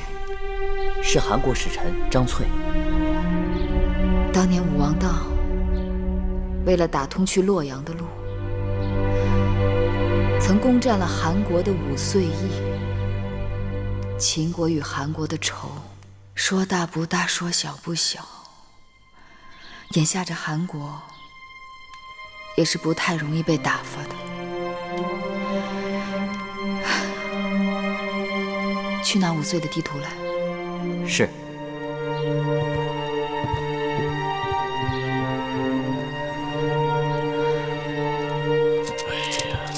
已经过去2个时辰了，也不知前面到底结果如何了。是啊。国之大政，我们这些做朝臣的、做国相的，这一点不得而知，还不能插手。这还有我们这些大臣们何用？楚离子，你倒是说话呀！你是左相，我是右相，这个时候我们总得有个说法。此事交给你，你能办得了？就算我办不了，可那太后只是后宫妇人，这么大的事情，总该跟我们这些臣子们商量个章程啊！既然太后不肯商量，那就等等看结果吧。大人，商谈的结果出来了。去！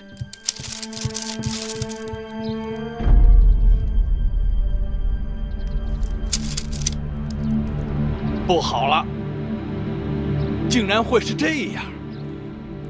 哎，你们快看看，快看看，情况怎么样？丧权辱国，割地。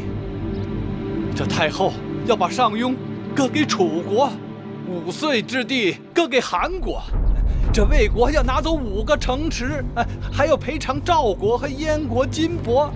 我大秦多少年都没有过这种割地赔款丢人之举。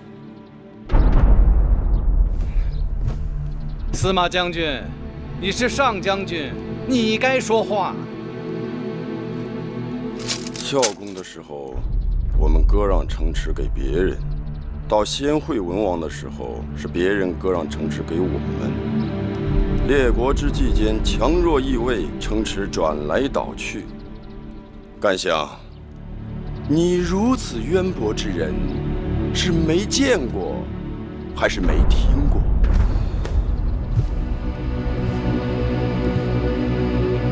你身为武将，竟然说出这种话来，你羞也不羞？我为何而羞？干相，前一阵魏冉曾带人在函谷关与韩魏2国拼死苦战，秦国将士已损失10之7八。这次若与5国交涉失败，诸国定会群起而攻之。你若手中还有兵马、粮草、武器，就赶紧发给我们，我等即刻就去边关与敌国决一死战。这司马将军是未战先怯呀！我甘茂吃的是朝廷俸禄，得的是大王恩惠，为了这大秦江山，哪怕是孤身涉险，也在所不惜。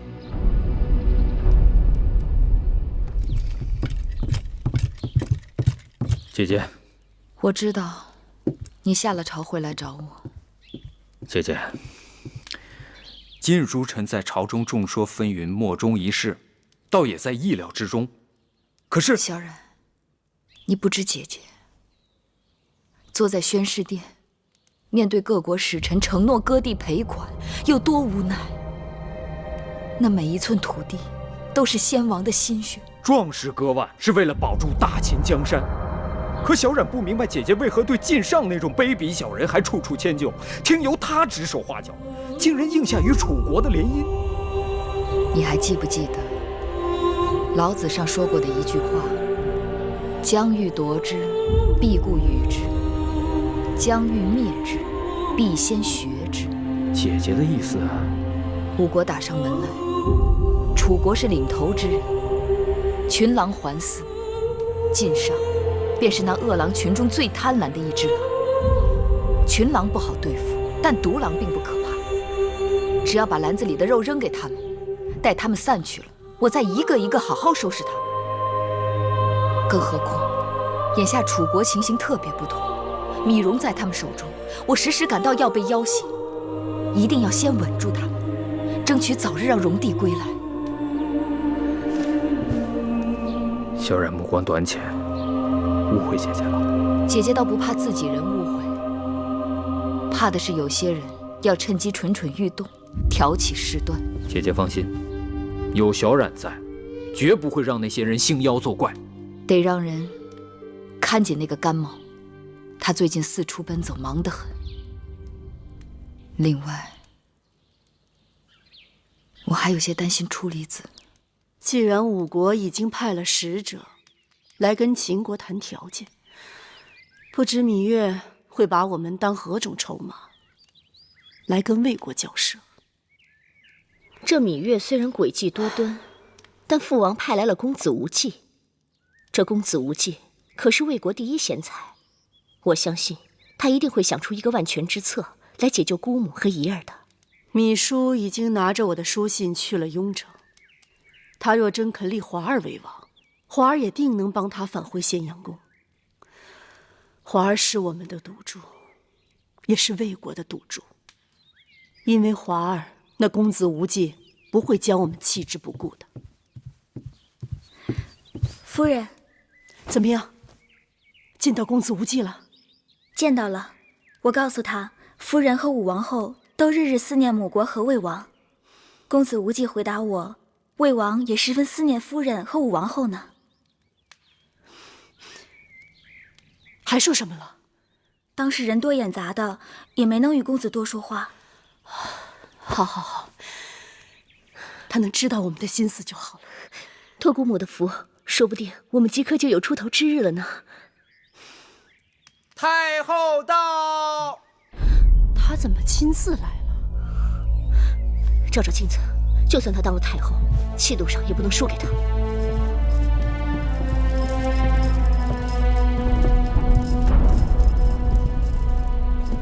太后亲临披香殿，我等不胜荣幸。魏夫人、武王后免礼。谢太后。昨日我见了魏夫人的贤侄信陵君魏无忌，我们相谈甚欢。魏秦两国已经偃旗息鼓，重归于好。我想这等好消息，当由我亲自来告诉你们，这心里头才踏实。太后不管说什么，我都心里有数。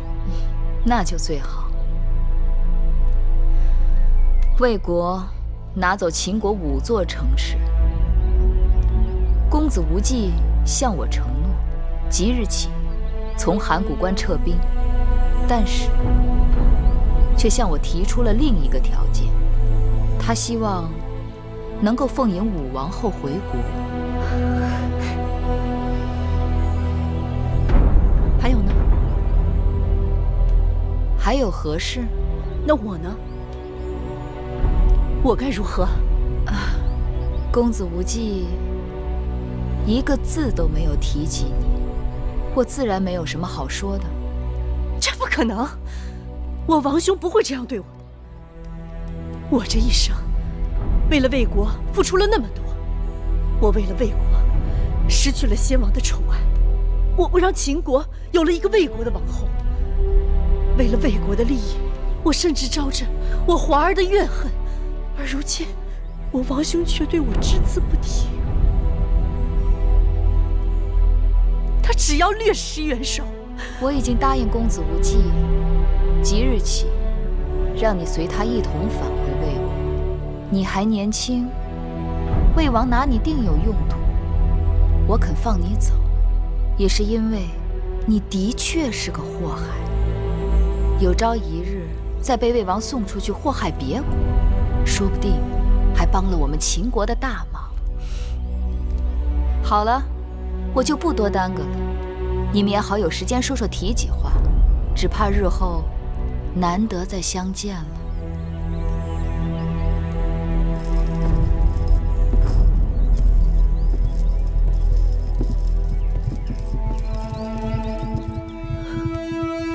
姑母，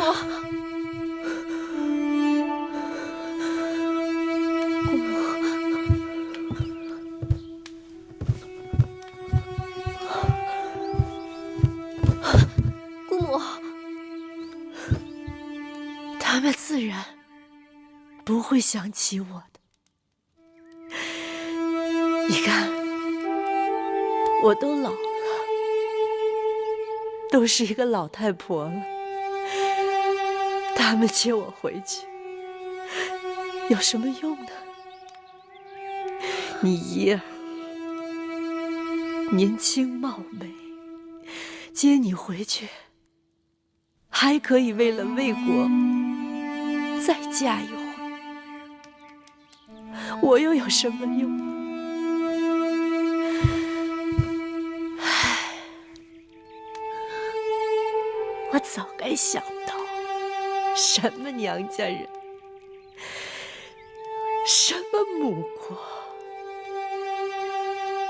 哄你为他卖命的时候，说的多好听。姑母不要太伤心了，怡儿回到魏国，立刻会向父王禀报姑母的处境的。你也想骗我？你也要哄我相信你的话？让我继续在这儿一日日的苦等下去，一直到死还在做梦。你走，你走，滚！都给我滚！滚！滚出去！滚出去！我告诉你们，我不怕，我什么都不怕，我有华儿。我等着环儿带着卢布仪仗来接我出冰箱地，我看着他戴上冠冕，登上王位。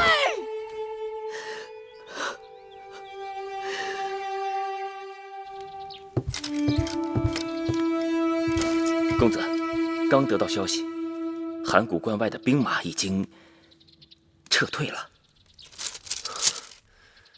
他竟然能让列国的兵马这么快就退了，这女人的手段竟如此高明。公子，成败尚在两可之间，公子不必太失望。叫我怎么能不失望？手中的胜算又少了许多。干相有话让我带给公子。说。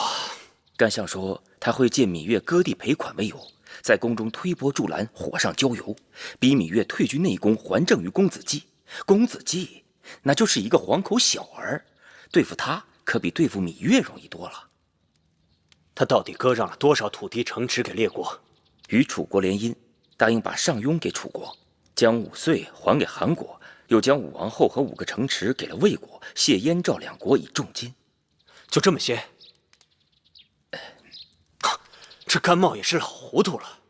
列国之间城池割让赔还本来就是常事，何况就这么几座城池而已。但这只是一个由头而已。干相借此已经游说了不少朝臣同意他的谏言，眼看芈月在宣誓殿就要坐不住了。甘茂竟有这等本事？非也，眼下是那些重臣们每日对着一个妇人跪拜臣服，俯首听命，而这个妇人刚愎自用，一意孤行，大家实在是痛苦难挨呀。有道理。那芈月坐在朝堂上，面对的敌手可就不是后宫那几个嫔妃了，而是满腹经纶的文武朝臣。他们可不像后宫那些个妇人那么好摆弄。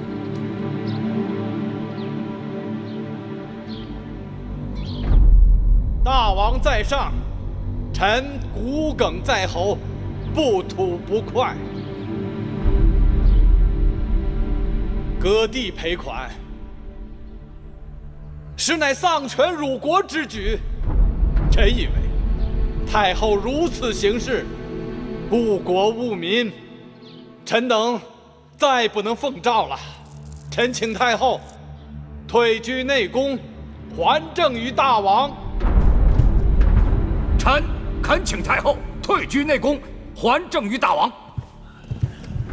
臣请太后退居内宫，还政于大王。是让太后还政于大王。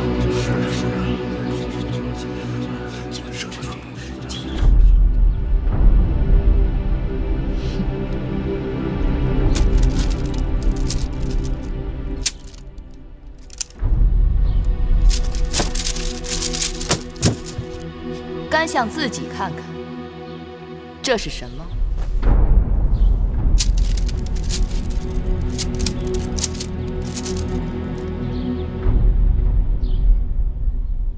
怎么不说话了？朕丧权辱国，朕误国误民。干相自己私底下拟就的让各国退兵的条约，可是几乎把秦国卖的只剩个咸阳了。当日列国兵马在函谷关的时候，干相又在何方？出了何力？常言道：“主忧臣劳，主辱臣死。”武王当任用无知鄙夫，向蛮力举鼎身亡。你身为右相，罪当如何？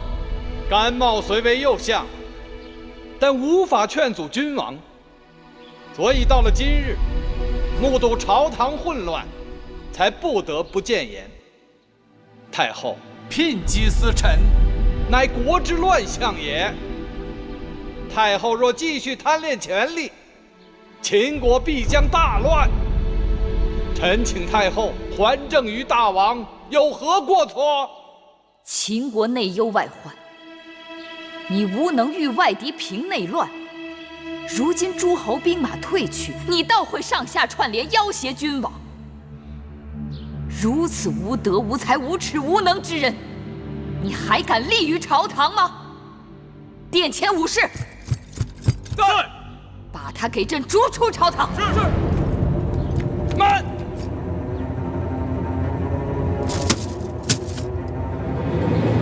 太后指臣无能，臣也不敢再居相位，就此请辞。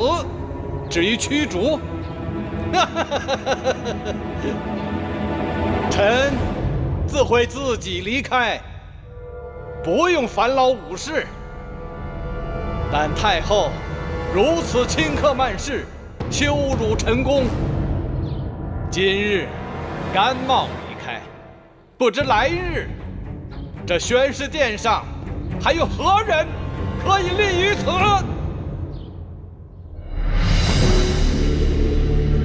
干相，干相，干相，你不能走啊！太后，干相不能走啊！微臣请太后三思。臣请太后三思啊！太后，请太后三思啊！太后，甘相乃大秦3代老臣，于江山社稷，功不可没。你想要朕留他？是。他逼朕交权，退回内宫。若是权宜之计，万事皆可商量。没得商量。初离子说，甘茂是3代老臣，可朕看他是朝廷的3代庸居。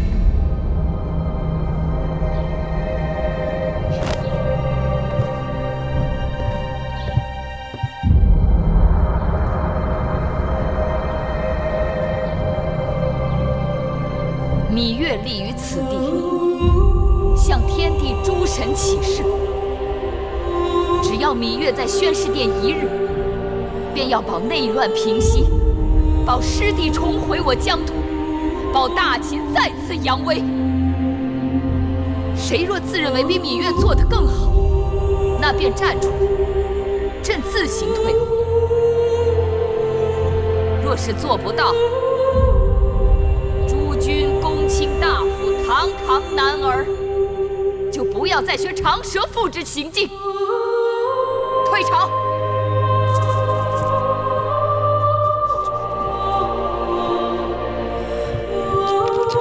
初离子，此事你不能不管呐！就是不能不管呐！不能不管。诸位卿大夫，先回去吧。老夫定会向太后再三陈情。这真是啊！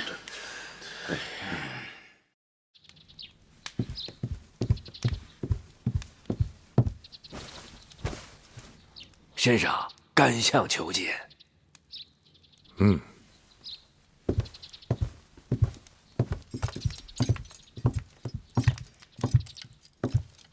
甘相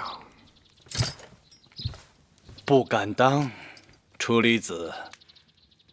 前日甘某已经辞官，不做右相了，不敢当这一声甘相之称。别这样说。甘相请坐。老夫正在上书太后，尽力说服太后挽留甘相。甘茂本是才疏学浅之人，蒙惠文王、武王2位君王的恩宠，拜以右相之位，与国事相托。虽然不能够完全胜任，却也是兢兢业业，不敢有丝毫怠慢。甘相不必再说了。恕甘茂直言，芈氏那妇人是大秦的祸星，她居然大坏纲常礼仪，把自己的寝宫都交给了胡人。后宫之事，似乎不该甘相染指。眼下我与那芈氏太后，是她留，我不留。听说那日我走后，她曾在宣誓殿上扬言，谁若自以为能比他做得更好，便站出来，他自行退后。甘茂不才，但敢冒天下之大不韪，自荐能比他做得更好。哦，敢相说说。只要让那芈氏退居内宫，甘茂便能让大秦罢内乱，停内战，休生养息。甘相有把握劝诸公子归降？有。甘相请讲，老夫洗耳恭听。停新政，恢复旧法。只要将诸公子们目前所占有的土地作为封地，赐给他们永久所有，答应爵位可以世袭，并绝不在秦国设立郡县，实行周天子之法。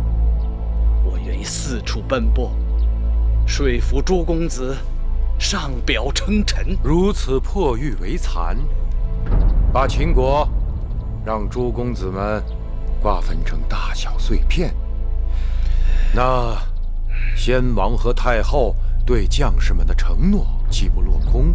君行志，臣行义，我们身为臣子的，为君王效命，受君王封赏，乃是公平交易。君王为社稷着想，臣子们要为自己的家族考量。有些时候，君王让些权益给臣子们也是应该的。在下不敢苟同。秦国为了实行商君新政，毅然牺牲良多。如果废除新法，恢复旧制，那以前的牺牲将付之东流，大秦对列国的优势也将丧失殆尽。难道你真认为秦国对列国有优势可言吗？列国征战数百年，却齐心协力三番两次联兵函谷关下，除了秦国之外，还有哪个国家能让其他各国这样斩断夙愿而进行围剿？因为秦国搞的是秦法新政，他打破了列国数百年虽有征战，但实力基本伯仲之间的平衡。没有人能够容忍异端邪说国家的强大，所以必欲除之而后快。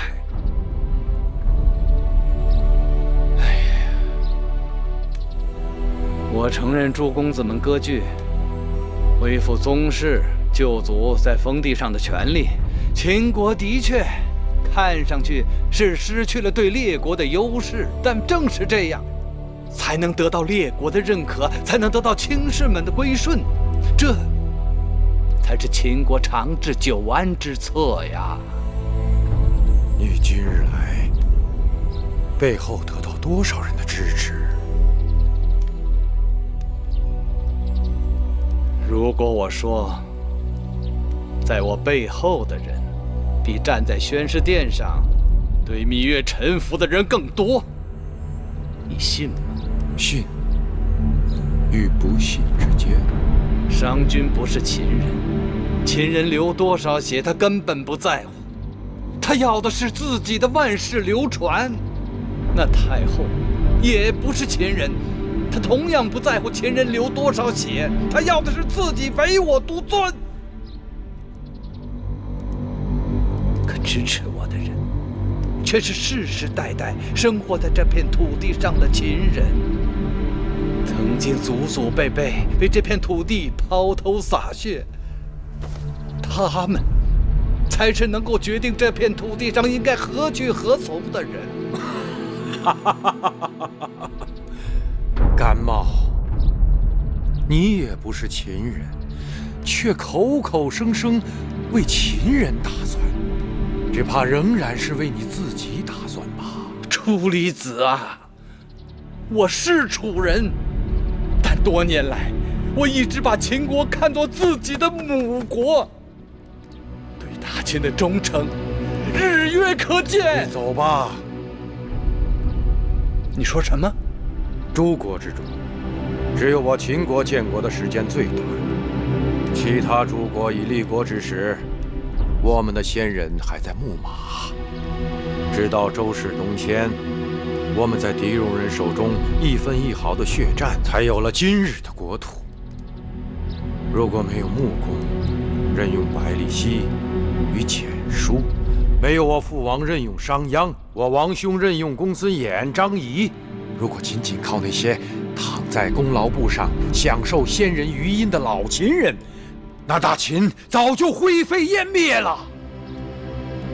眼下，秦国危机重重，我的王侄嬴稷以他的母亲芈氏摄政，才让秦国在内乱外患中觅得一线生机。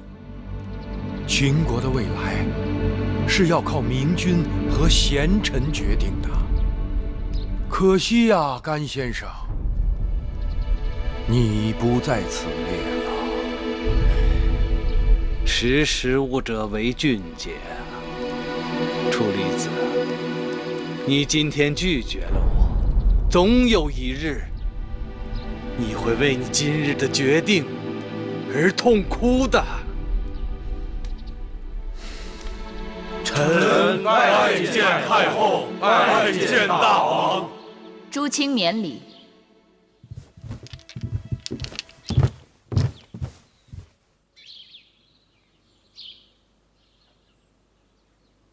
今日早朝，这大殿好像空旷得很。禀太后，这几日臣子当中，有不少人抱恙告假了。哦。朕并未听说这咸阳城里发了瘟疫，这么多人一下子都病倒了，难免叫人担心呢。